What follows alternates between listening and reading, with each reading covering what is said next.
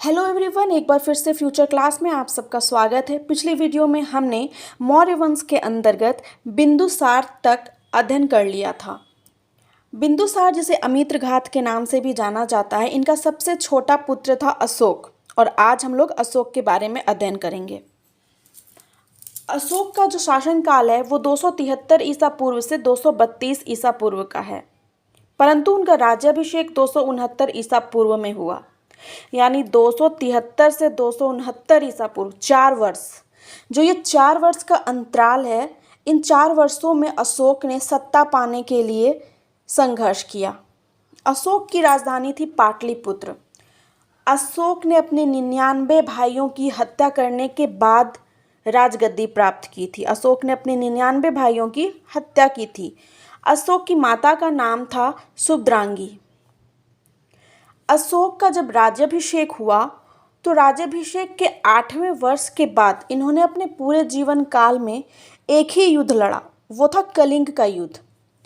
कलिंग पर इन्होंने आक्रमण किया, कलिंग का युद्ध लड़ा और वो जीत गए।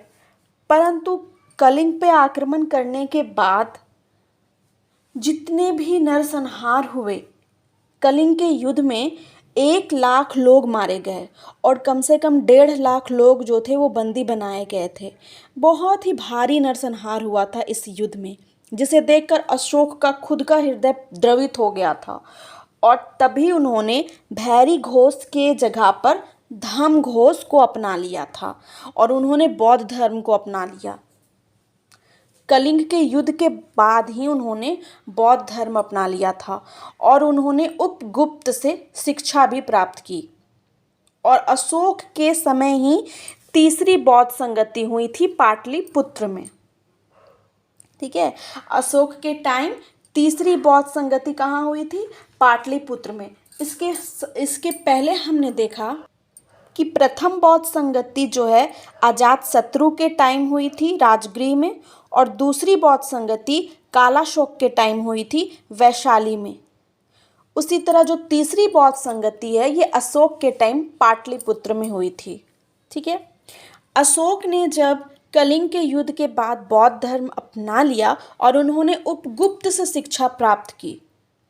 ये जो बौद्ध धर्म था ये इनका व्यक्तिगत धर्म था। इन्होंने अपनी प्रजा पर किसी भी प्रकार का कोई दबाव नहीं बनाया बौद्ध धर्म को अपनाने के लिए, क्योंकि इनकी जो प्रजा थी वो कुछ जैन धर्म और कुछ आजीवक संप्रदाय के अनुयायी थी, और इन्होंने आजीवक संप्रदाय के लिए भी गया में बराबर की पहाड़ियों में गुफा बनवाई।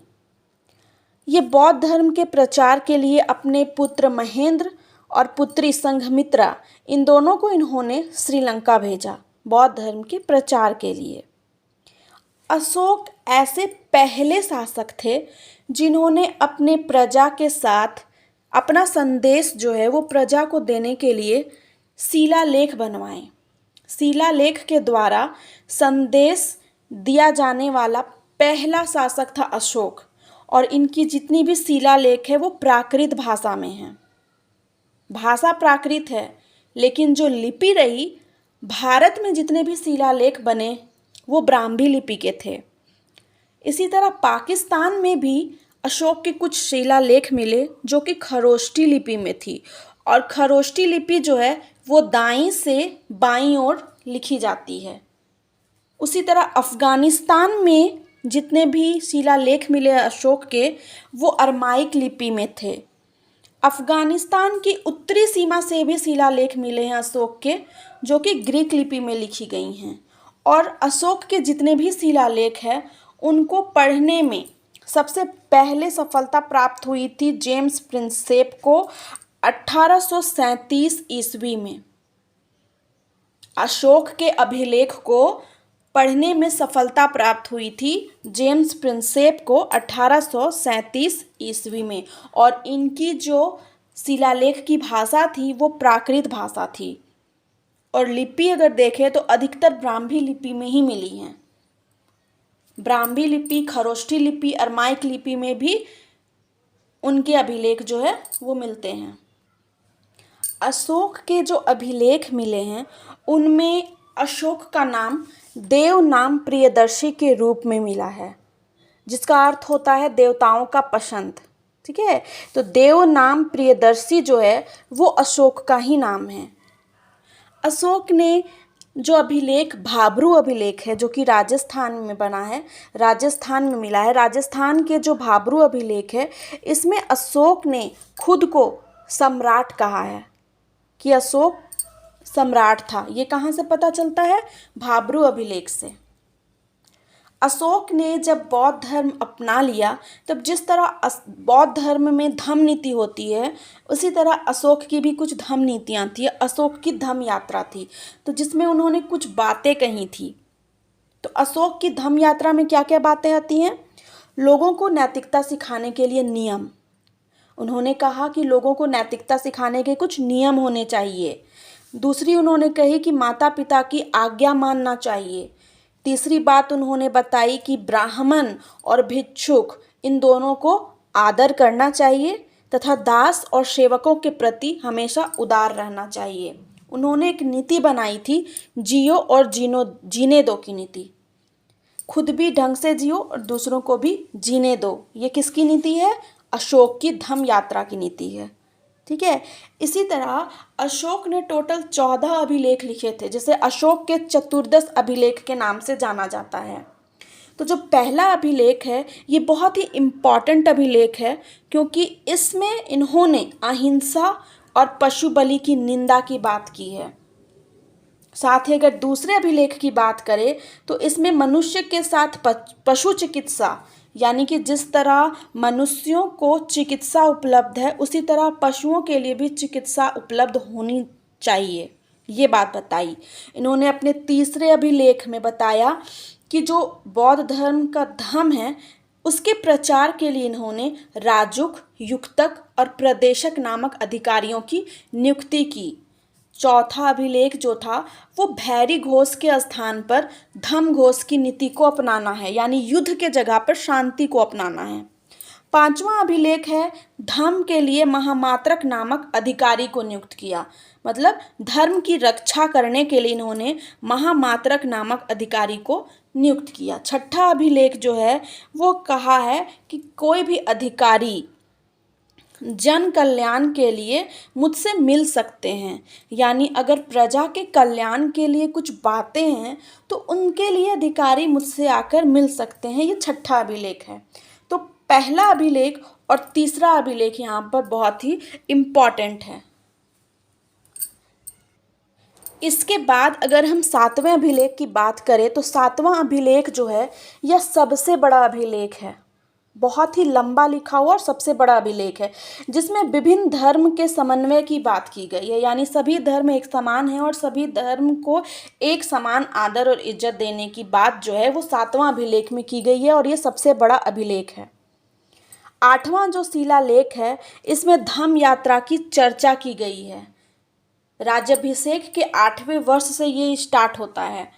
आठवां अभिलेख में जो भी बातें हैं वो अशोक के जो राज्याभिषेक के बाद जो 8वां वर्ष स्टार्ट हुआ वहाँ से ये शिलालेख स्टार्ट होता है और ये गया गए, लुम्बिनी गए, वहाँ पे 10वां वर्ष में वो गया गए थे, 20वें वर्ष में वो लुम्बिनी गए थे।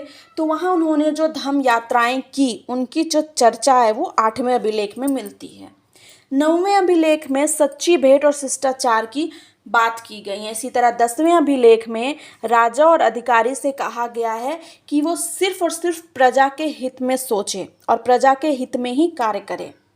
11वां अभिलेख जो है उनका उसमें धम्म की व्याख्या की गई है। उसी तरह 12वां अभिलेख जो है इसमें स्त्री के अधिकार, स्त्री में के स्थिति में सुधार और स्त्री महामात्रा नामक अधिकारी की नियुक्ति की जो बात है वो की गई है, यानी 12वें अभिलेख में स्त्रियों की बात की गई है और स्त्री महामात्रा नामक अधिकारी की बात की गई है। जो 13वां अभिलेख है ये वेरी वेरी इंपॉर्टेंट अभिलेख है क्योंकि इसी अभिलेख में जो कलिंग का युद्ध हुआ था इसका वर्णन किया गया, साथ ही क्षत्रियों का उल्लेख भी इस शिलालेख में किया गया है। यानी 13वां अभिलेख, 13वां शिलालेख अशोक का बहुत ही इम्पॉर्टेंट है जिसमें कलिंग के युद्ध की बात और क्षत्रियों का उल्लेख भी इसी शिलालेख में किया गया है। जो सबसे आखिरी यानी चतुर्दश अभिलेख का आखिरी 14वां अभिलेख जो है वो धार्मिक जीवन व्यतीत करने के लिए प्रेरित करता है। यानी 14वें शिलालेख में अशोक ने धार्मिक जीवन जीने की बात जो है की है और धार्मिक जीवन जीने के लिए प्रेरित भी किया है। तो ये तो बात हुई अशोक की, अशोक के चतुर्दश अभिलेखों की। अब अगर हम देखें कि मौर्य वंश के टाइम कुछ प्रमुख अध्यक्ष होते थे जिनके अलग अलग नाम होते थे। जैसे अगर शुल्काध्यक्ष की बात करें तो शुल्काध्यक्ष जो है वो टैक्स के लिए बनाया गया अधिकारी था, टैक्स लेते थे ये। पौतवाध्यक्ष माप तौल को नियंत्रित करते थे। सूत्राध्यक्ष, वस्त्रोद्योग मंत्री जो थे उनको सूत्राध्यक्ष कहा जाता था। सूनाध्यक्ष बूचड़खाने चर्मोद्योग के अध्यक्ष थे। लक्षणाध्यक्ष जो थे वो टकसाल अध्यक्ष थे। अश्वाध्यक्ष जो थे वो घोड़ों की देखभाल के लिए नियुक्त किए गए थे और हस्ताध्यक्ष हाथी की देखभाल के लिए। उसी तरह अकारा अध्यक्ष खान मंत्री थे और सीता अध्यक्ष कृषि विभाग के मंत्री थे। सीता का अर्थ ही होता है हल, कृषि, जमीन, भूमि। तो सीता अध्यक्ष जो थे वो कृषि विभाग के लिए नियुक्त किए गए थे। इसी तरह अगर हम मौर्यकालीन सैन्य व्यवस्था की बात करें तो सैन्य व्यवस्था जो थी, अगर हम चंद्रगुप्त के अनुसार देखें, यूनानियों के अनुसार हम देखें तो यूनानियों का कहना था कि चंद्रगुप्त मौर्य की सेना में 6 लाख पैदल, 30,000 अश्वारोही, 9,000 गज और 8,000 रथ सैनी थे। ठीक है, 6 लाख पैदल सेना थी, 30,000 अश्वारोही थी, 9,000 हाथी थे और 8,000 रथ सेना थी। ये यूनानी के अनुसार कहा गया। जबकि मेगास्थनीज जो कि सेल्यूकस निकेटर का राजदूत और चंद्रगुप्त मौर्य के दरबार में आया था, इनके अनुसार इनका कहना था कि जितने भी सेना थी उन सेनाओं की देखरेख के लिए अलग विभाग था। जो ये सेना है 6,30,000, 9,000 और 8,000 की जो पैदल, अश्वारोही, गज और रथ सेना जो है, इनकी देखभाल करने के लिए एक अलग से विभाग बनाया गया था और उस विभाग में 30 सदस्य होते थे और उस सदस्य में जो सबसे ऊंचा अधिकारी होता था, हेड होता था, उसको कहा जाता था महामात्रा। ठीक है। अब कौटिल्य जो थे, विष्णुगुप्त जो थे, यानी कि चाणक्य जो थे, उन्होंने 3 प्रकार के युद्ध की बात की है: प्रकाश युद्ध, कूट युद्ध और तुष्णीय युद्ध। प्रकाश युद्ध जो है, नाम से ही पता चल रहा है, आमने सामने होने वाला युद्ध, प्रकाश युद्ध। कूट युद्ध जो चालाकी और छलबाजी से की जाती है, और तुष्णीय युद्ध जो कि क्या होता है कि जो शत्रु राज्य है उसी में आपस में लड़ाकर गृह युद्ध छेड़ दिया जाता है। तो शत्रु राज्य में जो गृह युद्ध होता है उसे तुष्णीय युद्ध कहते हैं। कौटिल्य के अनुसार ये 3 प्रकार के युद्ध थे: प्रकाश युद्ध, कूट युद्ध और तुष्णीय युद्ध। ठीक है। अब मौर्य वंश का जो सामाजिक व्यवस्था थी वो कैसी थी? तो जैसे कि हम सभी जानते हैं कि 4 वर्ण होते हैं, ब्राह्मण, क्षत्रिय, वैश्य और शूद्र। तो चाणक्य के द्वारा भी 4 वर्ण की ही बात की गई है, ब्राह्मण, क्षत्रिय, वैश्य और शूद्र की बात। लेकिन जो मेगास्थनीज थे उन्होंने 7 वर्णों की बात की है। मेगास्थनीज के द्वारा 7 वर्ण बताए गए हैं। तो वो कौन कौन से हैं? दार्शनिक, पहला है दार्शनिक, जिसके अंतर्गत पंडित और भिक्षुक आते हैं, विद्वान आते हैं, वो होते हैं दार्शनिक। तो ये पहला वर्ण हुआ। दूसरे वर्ण की बात करें तो दूसरा वर्ण है कृषक, यानी कि किसान जो खेती करते हैं। तीसरा वर्ण है पशुपालक जो पशुपालन करते हैं। व्यापारी, शिल्प जो व्यापार करते हैं। 5वां वर्ण है सैनिक, जो कि किसान के बाद सबसे ज़्यादा इनकी ही संख्या होती है। किसानों की संख्या सबसे अधिक होती थी चंद्रगुप्त मौर्य के समय, और उसके बाद सैनिकों की संख्या सबसे अधिक होती है। तो 5वां वर्ण है सैनिक। 6ठा वर्ण है निरीक्षक, जो कि जो सामाजिक व्यवस्था है उसका निरीक्षण करते हैं, तो वो है निरीक्षक। और 7वां वर्ण होता है मंत्री। ठीक है। तो मेगास्थनीज के द्वारा जो मौर्य वंश का सामाजिक व्यवस्था है उसे 7 वर्णों में बांटा गया: दार्शनिक, कृषक, पशुपालक, व्यापार शिल्पी, सैनिक, निरीक्षक और मंत्री। ठीक है। अब चंद्रगुप्त का जो महल था वो स्पेशली लकड़ी का महल था, लकड़ी का भवन था चंद्रगुप्त मौर्य का, और ये पटना में मिला है। इसी तरह पत्थर के कारीगर भी वहाँ से मिले हैं। अशोक ने मध्य प्रदेश में सांची का स्तूप बनाया, जो कि सबसे बड़ा स्तूप है। सांची का स्तूप सबसे बड़ा स्तूप है जिसे अशोक ने मध्य प्रदेश में बनवाया था। उसी तरह यूपी के सारनाथ में क्या बनवाया गया है? अशोक स्तंभ बनवाया गया है।